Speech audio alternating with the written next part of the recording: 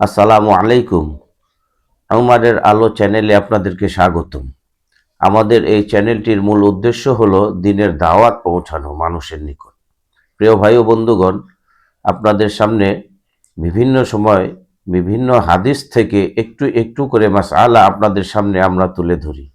প্রিয় ভাই ও বন্ধুগণ, ভিডিওটি শয়তানের ধোঁকায় পড়ে না টেনে ধৈর্য সহকারে শেষ পর্যন্ত দেখুন এবং মাসআলা শুনে সেখান থেকে আপনারা উপকৃত হন। আল্লাহ পাক ধৈর্য সহকার আমাদেরকে ভিডিওটি শেষ পর্যন্ত দেখার তৌফিক দান করুক, আমিন। যে চারটি কারণে গোসল ফরজ হয় তা হাদিস থেকে তুলে ধরছি আপনাদের নিকট। প্রথম কারণ, মনি অর্থাৎ বীর্য শরীর হইতে উত্তেজনার সহিত বাহির হইলে গোসল ফরজ হয়। মনি স্বাভাবিক উপায়ে বাহির হোক বা অস্বাভাবিক উপায়ে বাহির হোক, জাগ্রত অবস্থায় বাহির হোক বা নিদ্রিত অবস্থায়, স্বপ্নদোষ হইয়া বাহির হোক বা স্ত্রী সহবাসে, হালালভাবে বাহির হোক অথবা অন্য কোনো হারাম ও নাজায়েজ অসৎ উপায়ে বা কুকল্পনা কুকর্ম কিংবা হস্তমৈথুন ইত্যাদি দ্বারা বাহির হোক। ফলকথা, মনি মানুষের শরীরের রাজা। এই রাজাই মানুষের জন্মাইবার বীজ। এই বীজের যদি সদ্ব্যবহার করিয়া স্ত্রী গর্ভে বপন করে তবুও গোসল ফরজ হইবে।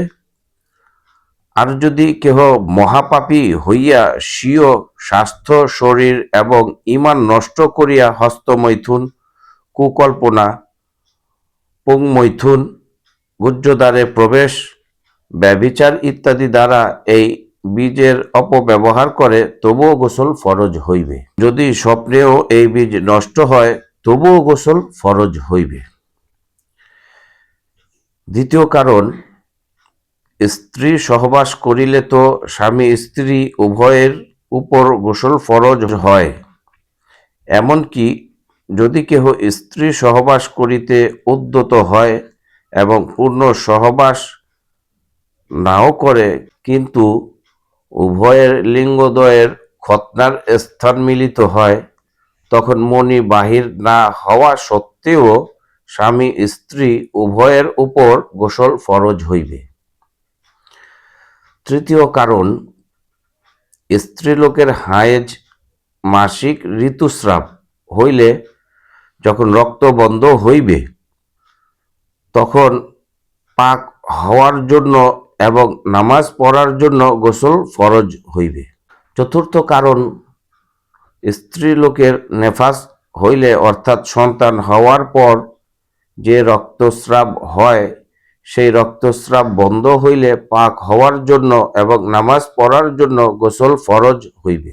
মাসআলা, শরীরে উত্তেজনা আসিয়া মনি বাহির হইতে থাকিলে যদি চাপিয়া রাখে এবং পরে উত্তেজনা চলিয়া গেলে মনি বাহির হয়, তবুও যখন মনি বাহির হইবে তখন গোসল ফরজ হইবে।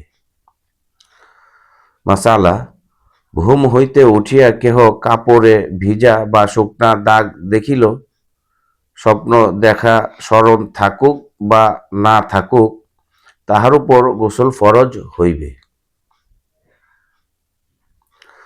এমনকি ওই দাগ বা ভিজা মনি কি মজি এ সম্বন্ধে সন্দেহ হয় তবুও গোসল করিতে হইবে। যদি কাহারও খতনার সুন্নত আদায় না হইয়া থাকে এবং মনি বাহির হইয়া ওই চামড়ার মধ্যে আটকিয়া থাকে তবুও গোসল ফরজ হইবে।